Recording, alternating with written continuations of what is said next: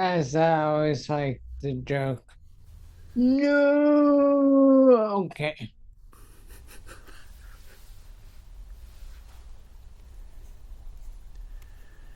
Um, so thank you for all being here today. I would like to thank my teacher, John Draka. Um, her teacher, Zinke Blanche Hartman, my current teacher, Doug Jacobson, and all of my ancestors and the ancestors in my lineage. So today I'm going to talk about pain, um, which is often um, equated with suffering. So I just want to start with the fact that I'm no stranger to pain. When I was 18, I was playing soccer and tore my ACL in my knee and fell down screaming in pain, um, which my coach thought I was faking because it was early in the game and I never had um, any significant injury before. So um, he did not believe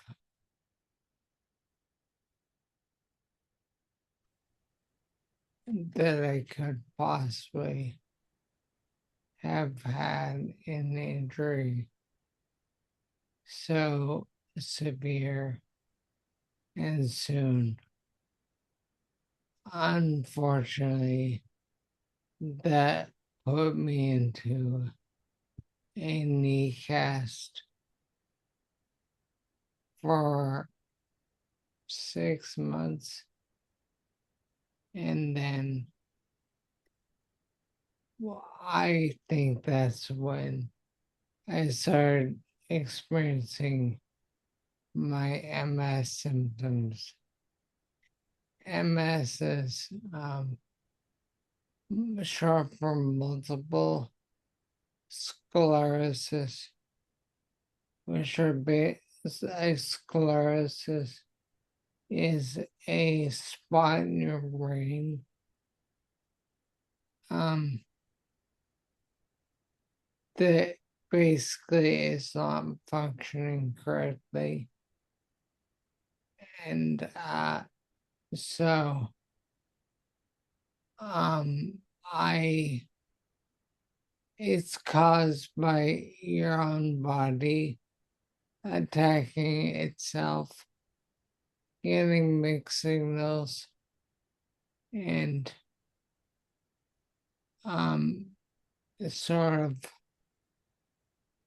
thinking there's a problem when there isn't a problem, um, and attacking itself, trying to fight that perceived problem.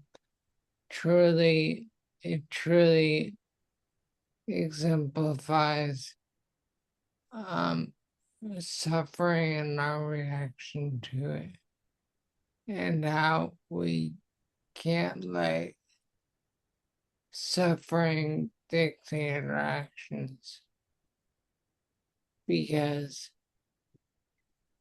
sometimes it's suffering is misconstrued and misunderstood. Um, so we we spend our lives with the consequences of suffering, but we do not have to.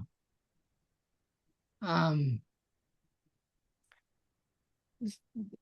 so, oh, so that's my unfortunate or fortunate history of pain, and I currently um experience uh MS twitching, so which is a buildup of what happens in me, at least, is a buildup of pain which I release and release and release, and but it still builds up um in my body, and my knee eventually I expresses it by telling my leg to kick, uh, or and and by kicking release the stagnation and the fight that I'm giving to the pain that I'm experiencing. And maybe the pain is in my leg, or maybe it's elsewhere, but it eventually builds up and creates this um, kick release action, which I try not to kick anyone because that is not my intention. Um, and since I played soccer, my kick can be pretty strong. And so I try not to kick any object because it'll hurt me and possibly break something in my own foot, which is not good. Um, so this this happens multiple times a day, and it's not pleasant at all. What my doctors prescribed is muscle relaxants, which unfortunately have the side effect of making me very tired and making it even harder to control parts of my body, such as my voice, which is already awkward sounding. Um,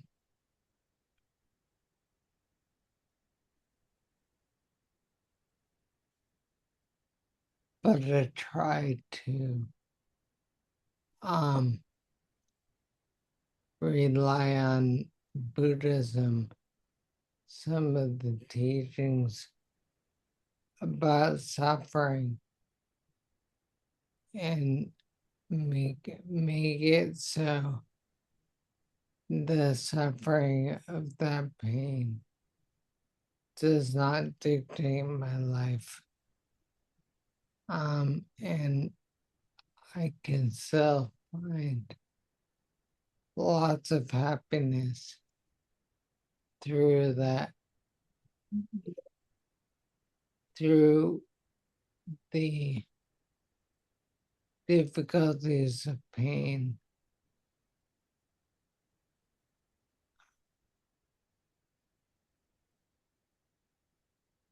So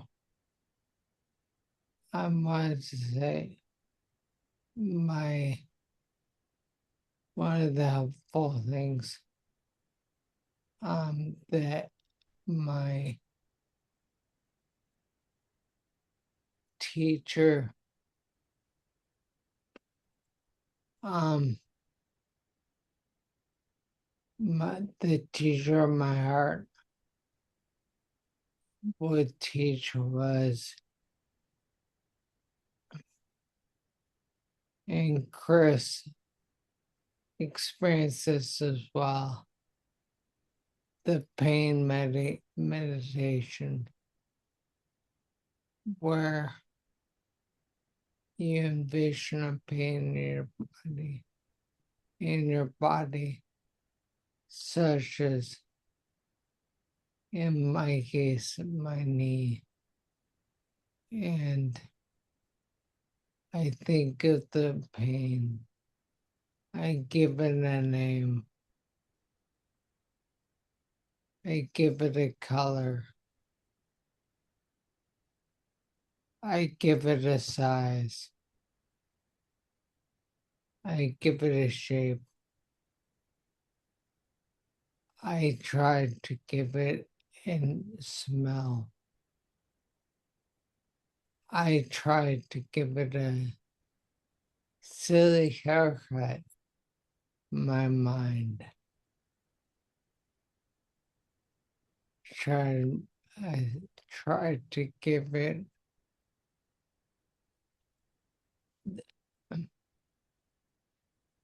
deconstruct it in such a way that it becomes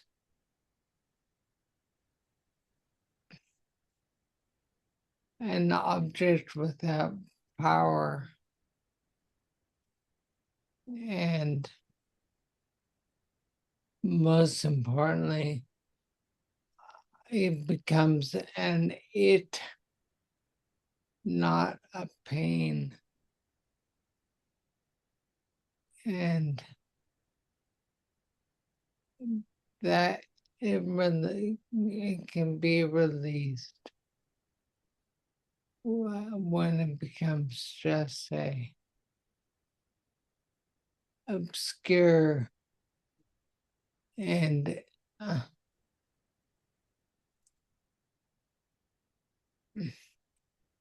obscure and formless it. Um, so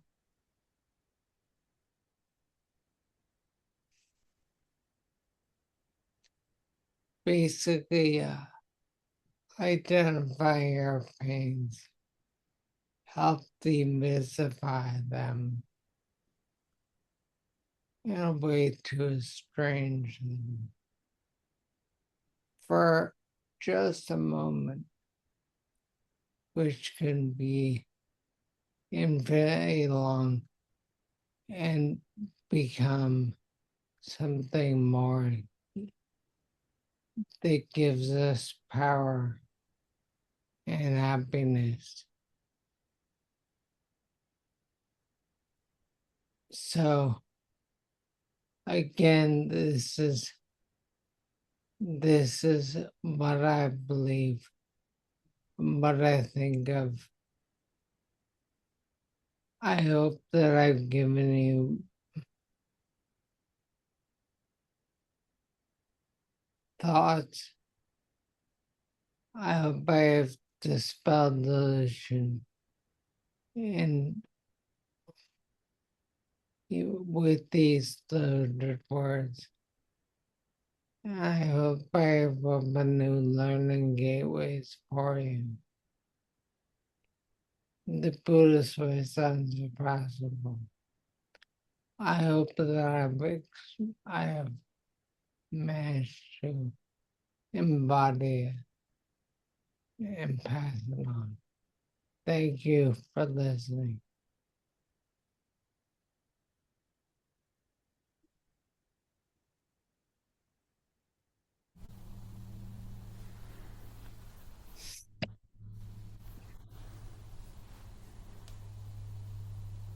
Go ahead, Chris. Thanks, Ben. I think you guys can hear me. I've been having trouble with my setup here. Well, thanks for the talk, Ben. It's good to hear from you. It's been a while since you did the talk, and it's good to hear.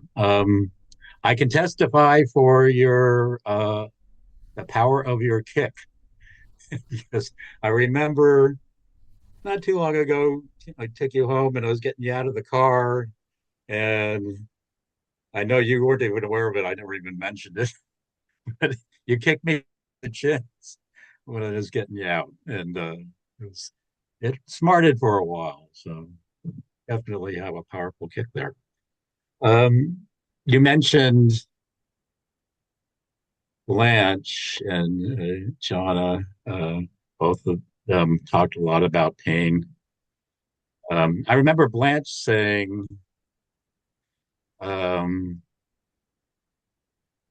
that very few people come to practice because their lives are going great.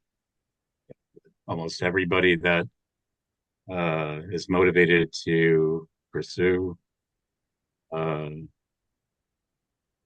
our practice is either some emotional pain or a history of physical pain. So I was just wondering what you thought about that. Is one of the few benefits of enduring pain that it gives us uh, an incentive to pursue our practice more deeply.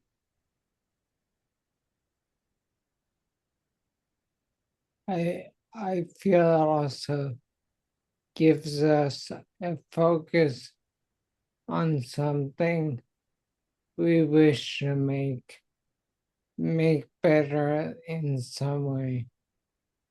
Um, and for some people, it's giving deep thoughts. Some people turn to um, drugs, unfortunately. Um, and the fortunate ones, which I consider myself to be one, find a group of people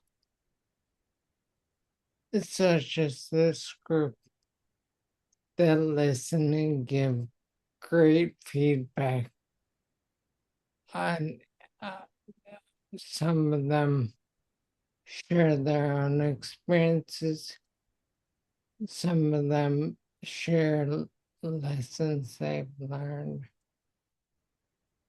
It's all good, it's all helpful and productive.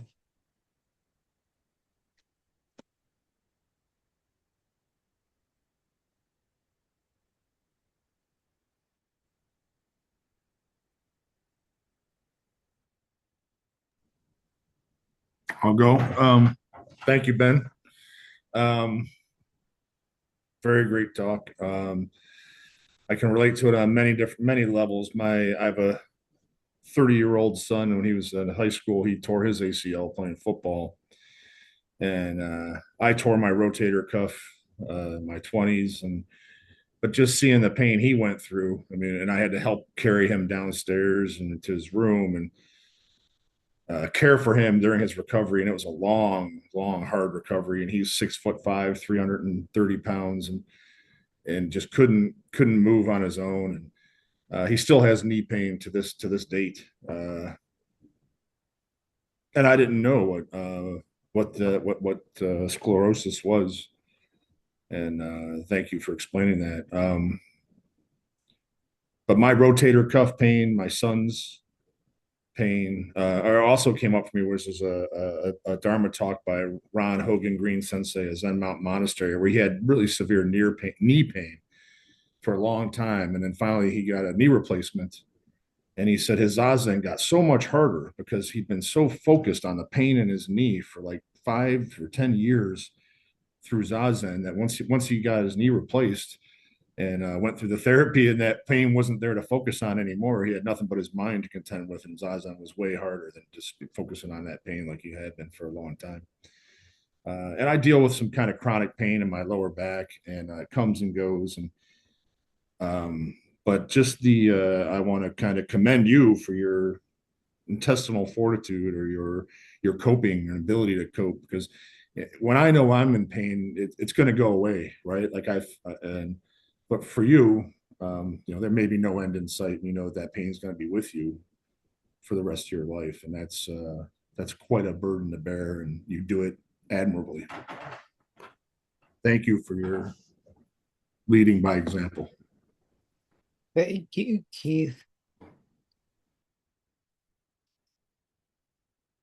You give me great strength just hearing from you.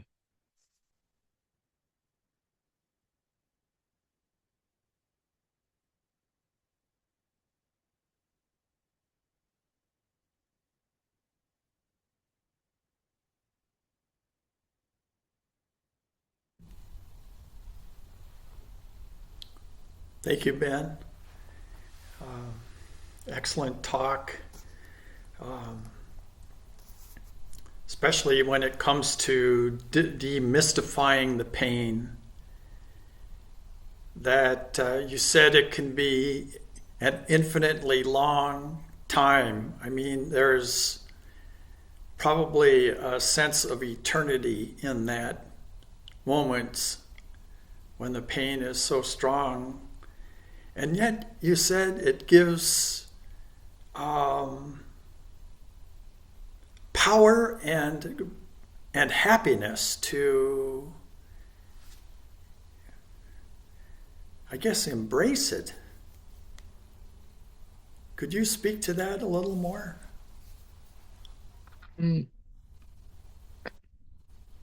No. Again.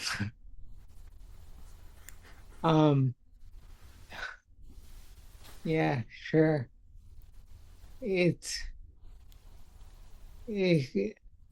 think Keith has shown us they can give us happiness by just sort of not so much remembering the pain as the relief and experience between the pain. The joy moments between. Because, for example, when I think back, like a month ago, on a dinner with friends and family, I remember the joy of that I experienced with talking to them and just being around them. But I don't really think, oh yeah, I twitched right then. I think everything surrounding it. I don't think of the twitches themselves.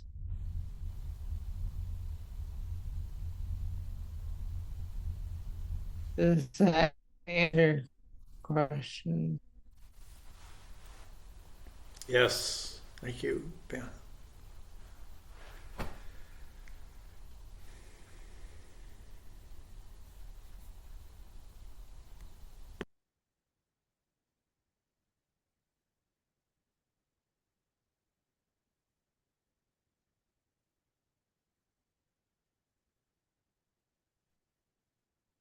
Yo, sorry to call on you.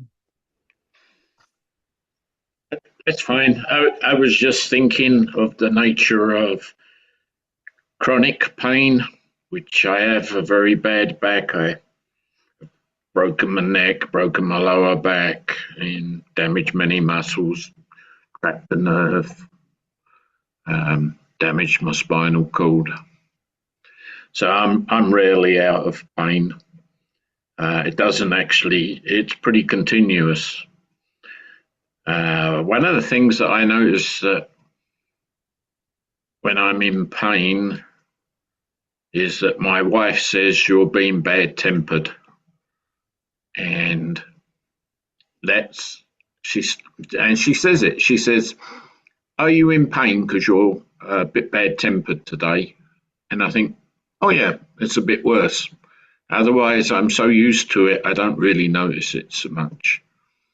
And one way that I cope with it is I don't think of myself as just my body. It's not. I am not just this body. This body is part of my greater existence, but of my mind. So it's mind and body. And I don't necessarily lay claim to it. It's not my pain. There is pain. I don't know if that helps you, but I think we have quite different pains. When I'm in the pain clinic and talking to them, and they have that scale on 1 to 10, how painful is it today? And I say, well, what's that compared with? And they said, oh, don't compare yourself with other people, just compare your pain from one time to another. And they're only really worried about trends, is it getting slightly worse or slightly better? So, yeah. And no one knows what another person feels. No one. We can never know. I, I don't know what it's like to have MS. I do know what it's like to have partially torn ACL. That's pretty painful. I didn't detach it completely, but it was half torn through. So, yeah. And I don't mean to sound trite, but if we think of all of our experiences as at some level embodying dukkha, even when we think we're really happy, it's still dukkha. Thank you for the talk, Ben. That's nice to hear from somebody who has an acute experience. Thank you, Anya. You're always a delight to hear from.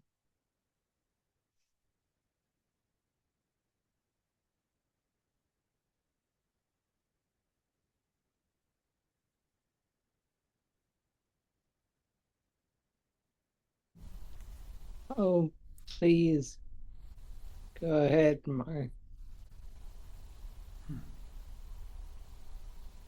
Thank you for your talk, Ben. I think it was so important for this sharing, because for me, what it really shows is a lot of people, when they're experiencing pain, I feel become victims of that pain, which just makes it even worse, you know. And you're sharing your, as Chris said, you know, your leadership um, in sharing your pain and sharing, you know, your physical, you know, experiences.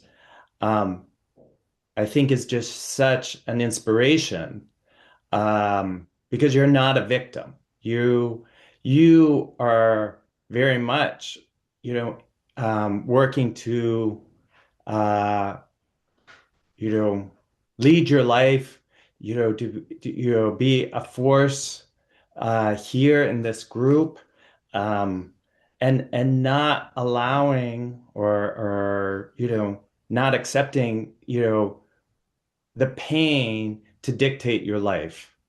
And I find that really inspiring. So thank you so much for sharing. And it was really, really important to hear. Thank you. Thank you, Mark. I don't get to hear from you near as much as I would like.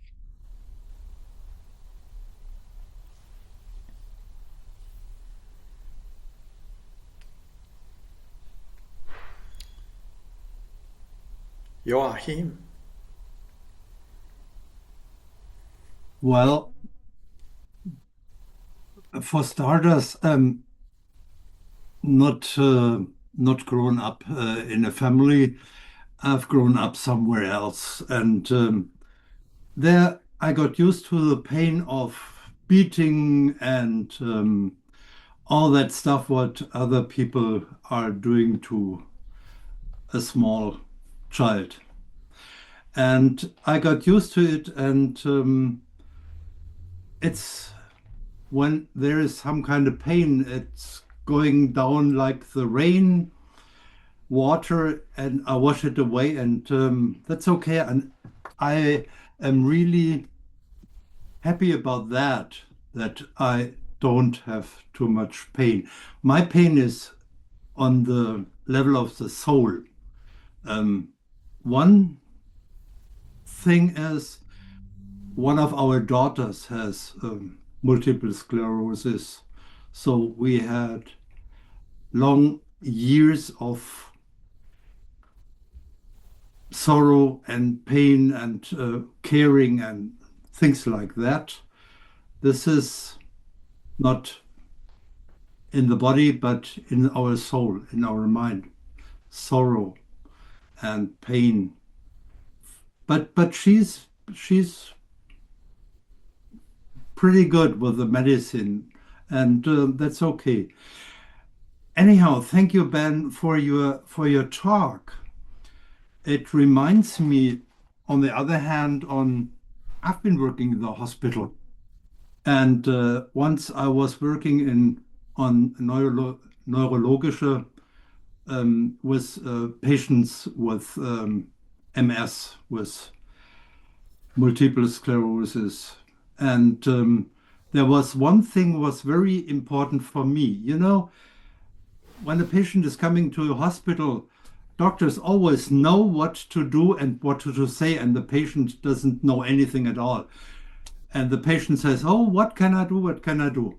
And we are telling the patient what to do and what he's not going to do. But there's one thing with the patients with MS. You learn to listen. We had patients, they came and they went away. They came and went away. And usually they know what's good for them. So with those patients, we learned to listen to the patient, to listen and not to tell them what to do, but to listen. How's your life is going. What do you feel? What do you think what's good for your position right now with your pain, with your inability to do this or that?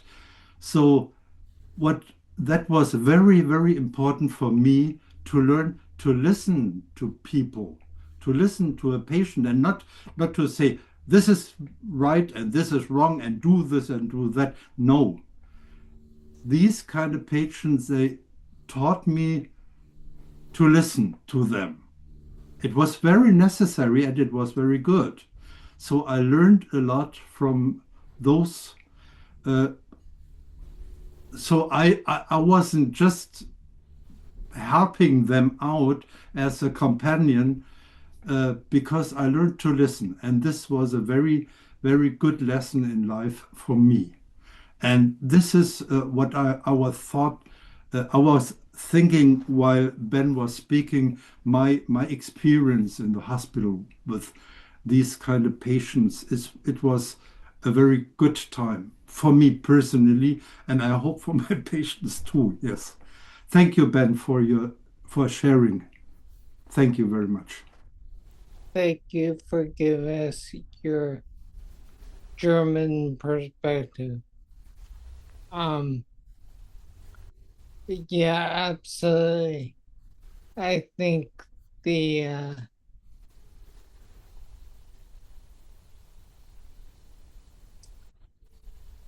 the joy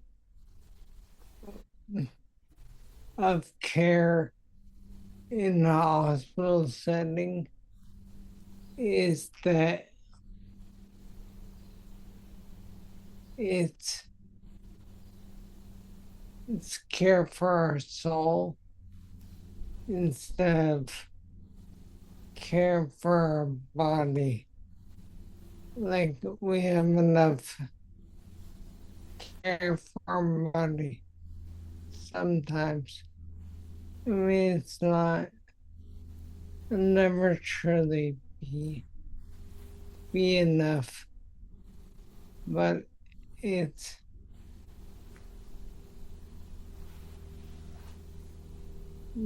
the concentration of it is extreme and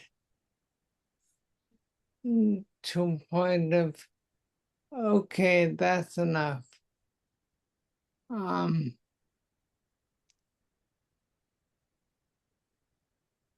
but we don't focus on the soul nearly as much. And some of that is listening. We need to be heard. All of us as individuals need to be heard.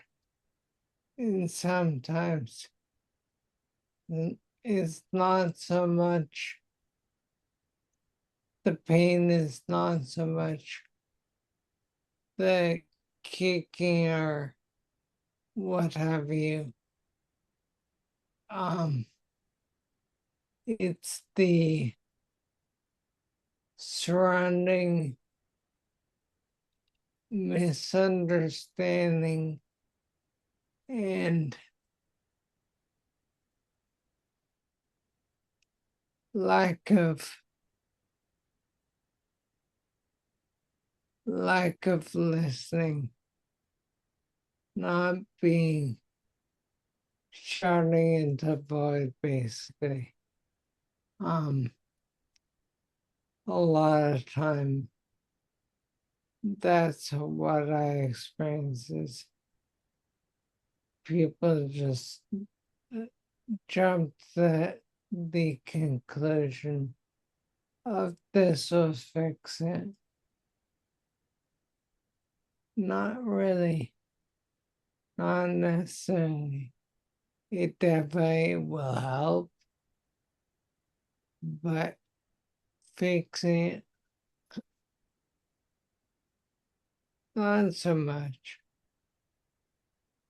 We have not yet fixed MS despite many advances. And listening to individual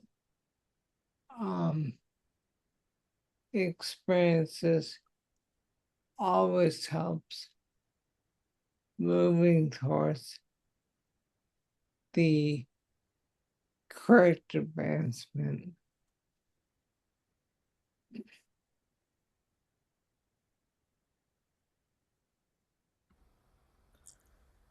Thank you for all of this. It's super rich talk and responses. I guess the invitation into the topic is was so well given, and so I'm really appreciating all of this.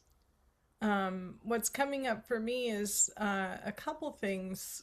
I'm reminded of that process. I think I learned it in something called the Sedona method, which was, I think, it was so long ago, about emotional pain, and that you feel it, what's the shape of it in your body, mind, and then you like maybe give it a name. It wasn't quite what you described, but I love your description of that process. So give it a color, give it a funny haircut, or whatever that I remember, and I had forgotten. I haven't been doing that, but I remember, oh, that was a really beautiful thing. So I'm really happy to be reminded of that. And there was some discussion, was it you or someone else, that there's, for me, in my experience, a very gray area between physical pain and emotional pain. It's like sometimes I'll have emotional pain and then I'll be like, oh, did I eat something that my body is having pain reaction to? And then it's like, okay, but then why is my body reacting that way? Because there's the emotional thing unresolved. It's very gray area, very interrelated. So that practice you mentioned, I feel like is in that zone of both and so again, I really appreciate that. There was something else that was really striking me as people were talking, but that, just to highlight that gray area of the intertwining of the emotional and physical pain, feels like the main thing I want to convey. Maybe the other thing will come up, but then also a very silly thing, like a little riddle I made up recently, was, when is a pain pretty? When it's acute pain. That's awful. Great. So maybe that helps us at some future moment of acute pain. We can give it that label. So anyway, thank you, Ben, and thank you, everyone, for shining your facets of the pain inquiry. It's really rich and helpful.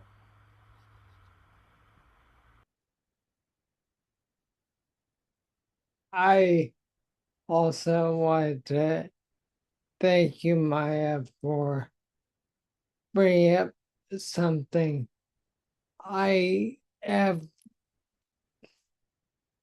haven't yet put words to.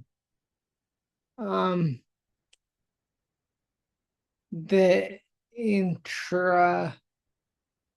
there's a lot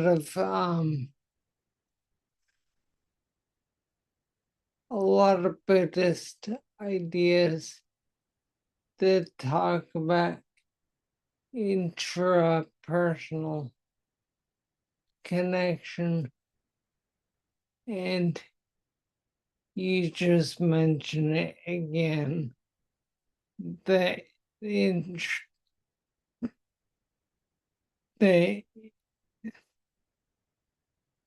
intrapersonal connections that we make.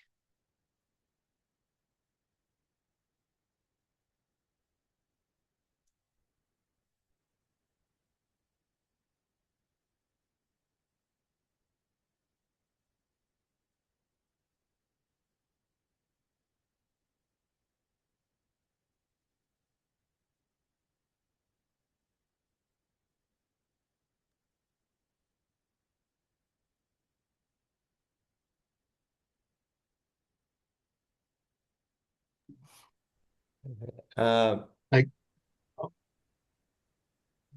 Thank you all for your shares. Yeah, speaking of pain, I've had pain recently, and I just feel I've been really, really acutely aware of how, how this pain is like the only way out of this pain is I have to be extraordinarily present. I have to be extraordinarily aligned with kind of like what's my heart's desire, what's my deepest passion, what's gonna like the keep my mind focused on kind of the most alive thing I can think about because that seems to really lessen the pain. And it seems like the more pain I feel, the more I have no option. Like my mind can't wander. I can't think about how much pain I'm in because that just makes it worse. So it's just like totally focusing deeply on what makes me feel alive, what makes me feel happy, or even focusing on gratitude, which seems like I why would I be grateful? I'm hurting so much. Like this is horrible. Like and that feeling like yeah, it's like a tailspin in a plane. There's I just have to pull up. Like that's all I can do. I just have to pull up. Um, I think this is embarrassing, but about the day before yesterday, I was kind of spaced out and I wasn't paying attention. I was walking towards a store and I thought it was an open door, but it was a floor to ceiling glass. And I just nailed it. Yeah, just like I am. I mean, even my hand has a big bruise on it. That's how hard I hit this glass. And my nose, I have a band-aid here. I split open my nose. It's like so I was bleeding out of my nose just from hitting it, and also just nailed it. And this woman who was like, she saw it with her child. They're just like, oh my gosh, are you okay? She's like, let me get you something. Oh, you're bleeding. It's like, so she gave me some little Purell wipes and some napkins and stuff. But I mean, man, I got really present really fast. You know, I was not paying attention, and suddenly, I mean, I could really feel my body. I mean, there was adrenaline pumping through my system. I mean, it was shocking. It literally just felt like somebody hit me in the face really hard. But I guess so. I guess what's the lesson is just I can't be disassociated, like just not present. I can't not be present when I'm in pain. And I guess that's sort of, I guess blessing, I'm not sure, but that's kind of what I'm sort of having to come to terms with is that in some ways there's some gratitude for pain and the pain in my life that wow, if I didn't have this, I could just drift off. Like where am I gonna there's no kind of like consequence to my not really paying attention. And and then I kind of live not so fully, not so engaged. I mean, I'm not really as pressured into kind of focusing on what's fulfilling, what's satisfying, what's meaningful, and what's here now.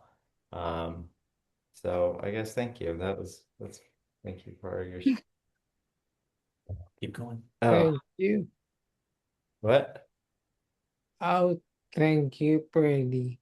Oh, thank you for your talk too. I apologize for laughing. No, it's okay. I've been, I think it's pretty funny. I've been in that exact situation as well. Okay. And remembering that just brings me such joy. Oh, good.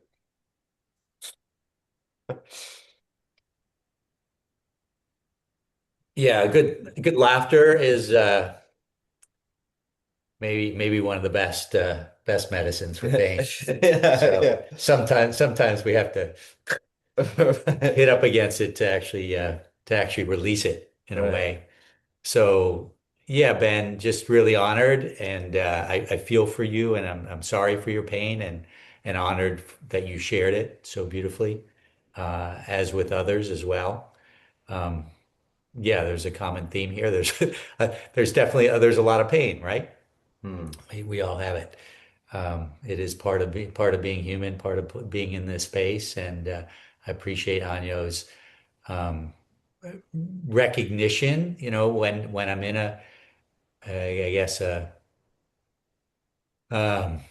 be able to in a place where I can separate myself, my body, the pain. I appreciate what you were talking about, Ben, in terms of the itness of it, the itness, and demystifying and disconnecting from it. And at the same time, well, I guess it still is. It's what I've been playing with of late has been really listening, as we were talking about, listening to the pain, listening to it, listening to what is it that it's trying to, what is it that it wants, what is it needs, what is it, um, and in most cases, it's that care and love and tenderness, vulnerability, openness, especially on the emotional side, of wanting to be met. You talked about that, wanting to be heard, its soul, its connection, its heart, um, wanting to express itself, needing to um, share what is real for it, the fears, the angst, the whatever disappointment, the um, situations that it finds itself in, and being able to meet that, and being able to meet that and nurture and be with it,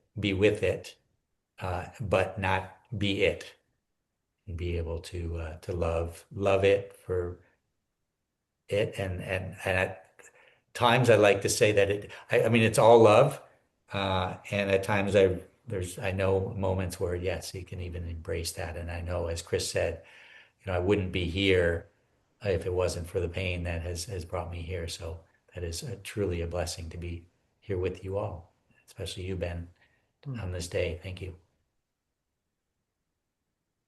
Hmm.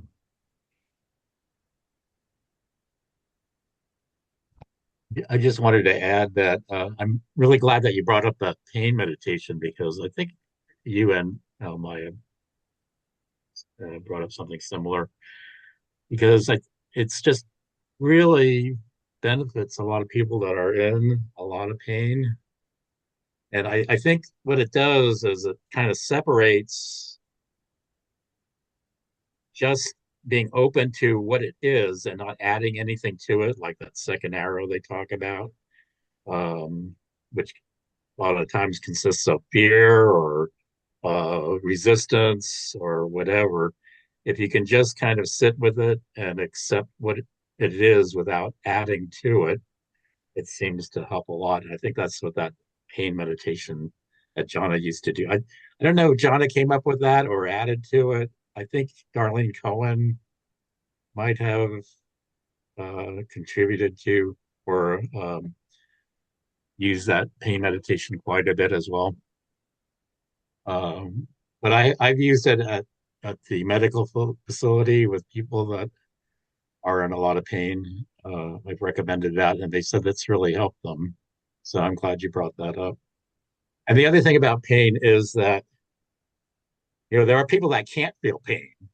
For they have a rare disorder where they can't feel pain, and those people have usually have a very shortened life because they can injure themselves and not even realize that they've been injured themselves, and that can lead to infection and other problems. So, in a sense, pain is kind of a loving thing, right? It's like your body telling you that something's wrong here. You got to pay attention to this, and so it's just a different way of looking at it. So, anyway.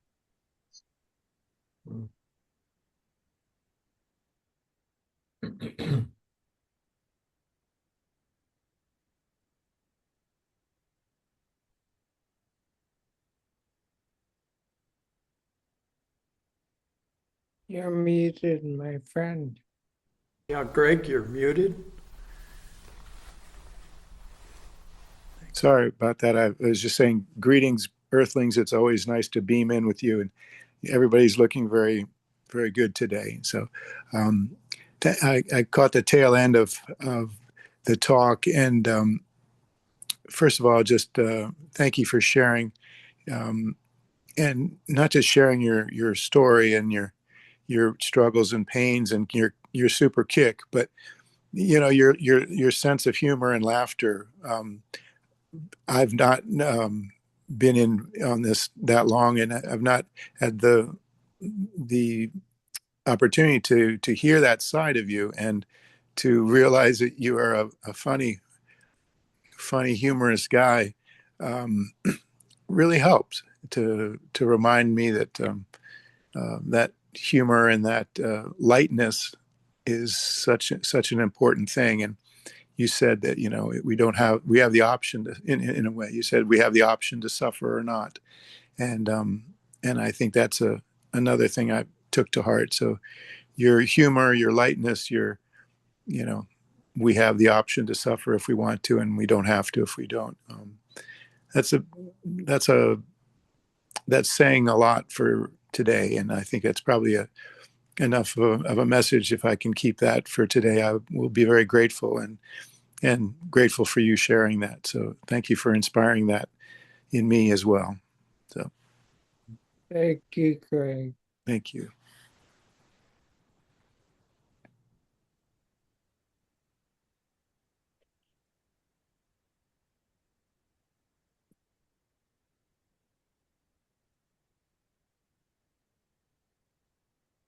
Michaela, would you like to say something?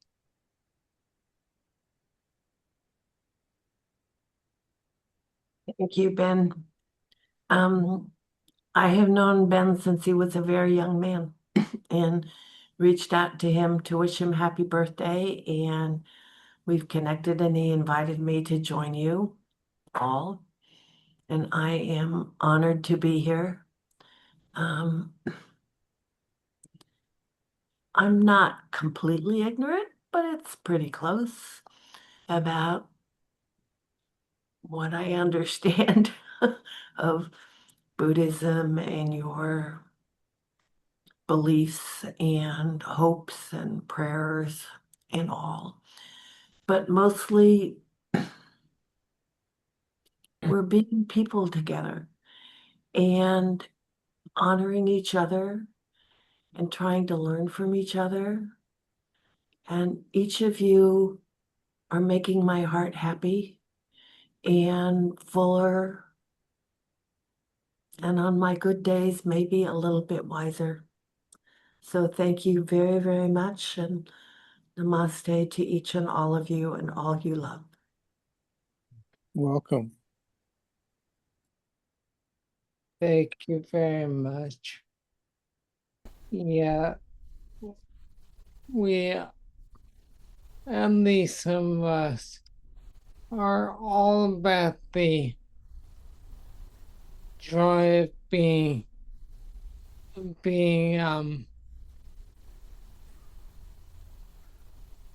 I don't want to say ignorant, but we see, or at least I seek,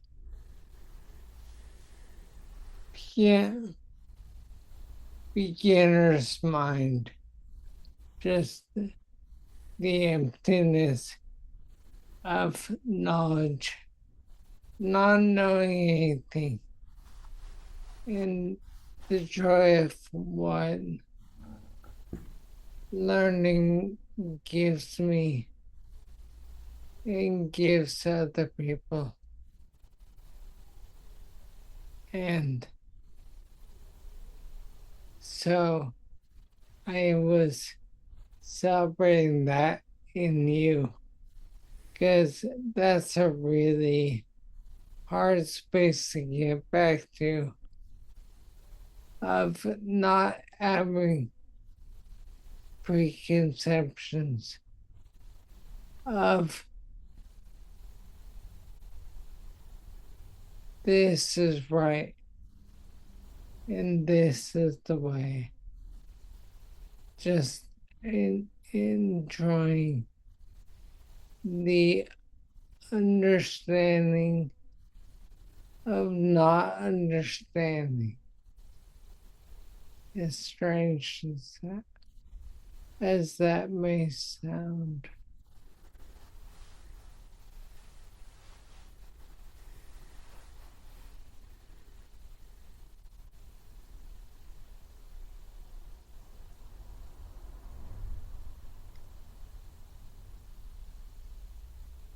What about you, Nick? I guess he's not even around. He has better things to do.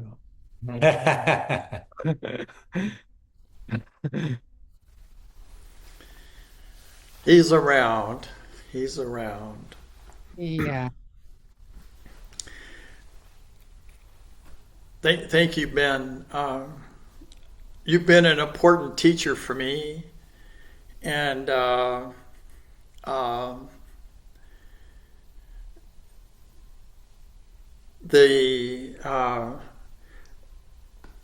in knowing you as I have for a while now, maybe it's close to a decade. That I remember asking you to, if it helped you if I talked slowly, because your speech is slowed down due to the MS. And you said to me, Doug, I listen to podcasts at 1.5. So it's like, what kind of idiots we are, because we don't understand other people. And I remember, I think the first time Casey and I came by, and you met Casey for the first time, and we took you to lunch over in Palo Alto. So helped you get in the wheelchair, and I remember I was pushing you. You let me push you down the sidewalk, and then we went up the street because it's way softer than going up the sidewalks. And you and Casey were right there, and I couldn't believe how fast both of you guys were talking. It was like really a good, amazing connection. It was just wondrous to me that how enlivened both of you got in that time. And it's like, and I just realized how little I see. And when we got to the restaurant,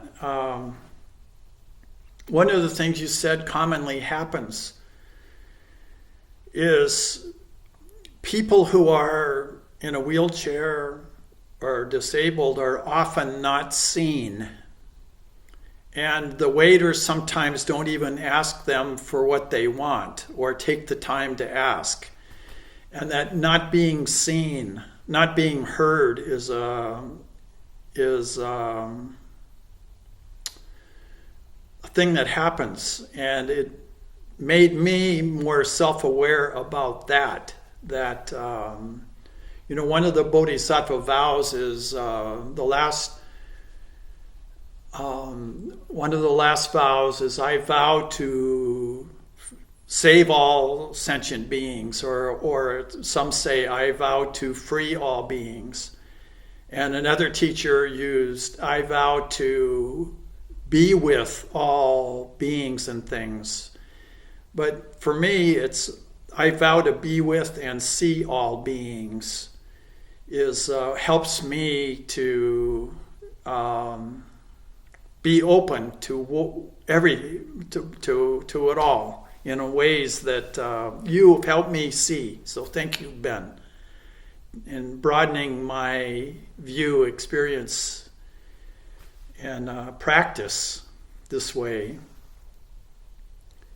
So thank you for the talk today. Ilana and Frank are traveling right now, so I'm glad we're recording it so they can hear it. And I don't know if Nick is around yet to participate.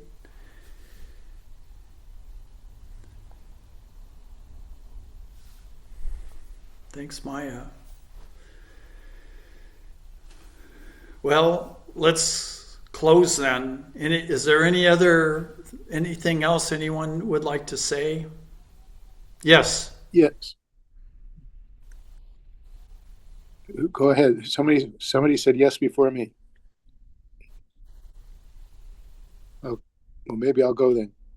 Um, yeah, that the topic you just brought up near to my heart as well. Being physically challenged or feeling or different in our society is a long conversation but interesting to bring it up today and with all the other talks that we've had today. But yeah, being seen, and I think that's what this is today or every Sunday is really all about, which gives us all that chance to be seen and heard, and that's very healing. So, um, you thank you for bringing that up and sharing that as well. So, anyway, that's over and out.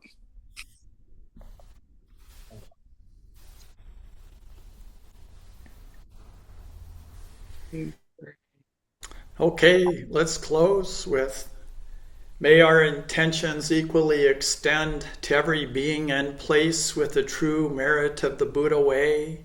Beings are numberless, we vow to save them. Delusions are inexhaustible, we vow to end them. Dharma gates are boundless, we vow to enter them. The Buddha way is unsurpassable, we vow to be it. Thank you. Thank you. Have a great day. Keep on kicking, everybody. You too, Randy. Bye, and thank you very much. Thank you for joining us. You're always welcome. Thank you.